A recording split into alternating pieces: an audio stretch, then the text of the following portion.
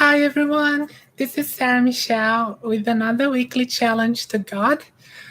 I know it has been about a couple of weeks since my last challenge. I've been very busy. I didn't have time to make this challenge the last couple of weeks, but hopefully everything will be settled now. I can get my schedules in order, back in order to keep doing this every week as I plan. And today, well, for those who haven't seen it, what I do in these videos is I challenge God to provide evidence that He exists during the transmission. This is live, and well, it's more of a record keeping that I'm doing to have evidence that He doesn't exist, because I challenge Him to do some live demonstration of His power while committing terrible acts of blasphemy while at it. And so far, God hasn't provided anything. And I keep saying that He won't, because He doesn't actually exist.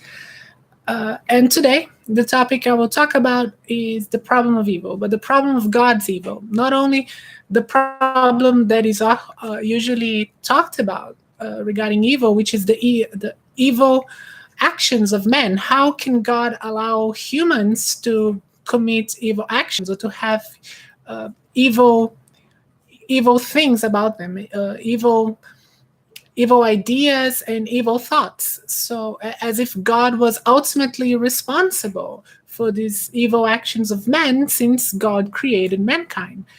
But I don't want to talk about this and how that conflates with free will, with the idea of free will. But I will also not talk so much about this today. What I'll talk about is more related to God's evil, the things that happen not caused by humans, not nothing related to our free will, but related to things that happen out in despite of our desires, despite of our actions, which is, for example, the case of pandemics. Now, it's important to remember that when gods were created by us, we knew fuck all about diseases. We knew fuck all about the climate and about how viruses cause diseases, how cancers actually develop is a problem within our bodies, or how our cells copy themselves, and so on. And this is something that those poor people who made God up didn't really know. It's not really their fault. But it becomes a big problem now that we know these things. Now that we know that many terrible diseases are actually autoimmune. It's a problem in our own genetic code.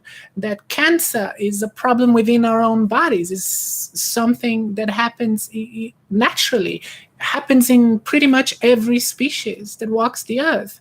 So it becomes a huge problem to defend the idea of a good God or a benevolent God that is also all-powerful and all-knowing, and that allow these things to happen. Like you have someone who might be very religious, very pious, and still die of cancer, die in agonizing pain. Now, a God that does such terrible ending to someone who has been extremely faithful and loyal to Him, is just evil. Why would God do that? Why wouldn't God just allow that person who has been faithful to Him just die peacefully in their sleep? Why go through all the pain? Why go through all the suffering? And in the case of a natural disaster as well, you might have a community that is extremely peaceful, extremely pious, observes God's laws, God's rules, and still would die from a terrible natural disaster, from a tsunami, from a volcano eruption. It doesn't make sense unless you acknowledge that God is evil. That is the only explanation, that God likes to torture people. And also there is, of course, the problem of hell that usually comes back to, which is just inflicting pain for its own sake, which is, of course, a very sadist thing to do. God would be a sadist for doing that. And which is something I already talked about in another video. And of course, none of it makes sense if you think God, there is only one God and he's all powerful, all knowing, and all good. It just doesn't add up. God being all good, all powerful, and demand loyalty, why would he make anyone suffer terribly from cancer in the last moment by someone who has been faithful to him? What inspiration is he giving to others to follow them and also be faithful to God? And what is the purpose of God in making children being born with cancer, being born with other terrible diseases, and have a shitty short life? It just doesn't make any sense. And that is why our powerful, all-knowing being that caused that, this is all part of his design. The only reason, the only way out of it is to admit that this creature is evil. With all his power, with all his knowledge, with having, with all his supposed benevolence, he would still allow these things to happen. It doesn't make sense. And it's not something related to free will at all. Like, there is no free will when it comes to cancer. So it's just ridiculous. It's something that would only make sense if you knew nothing about how cancer exists, how lupus exists, how diseases spread, how do you have pandemics. And there's nothing to do with praying, there's nothing to do with observing God's laws or anything of the sort.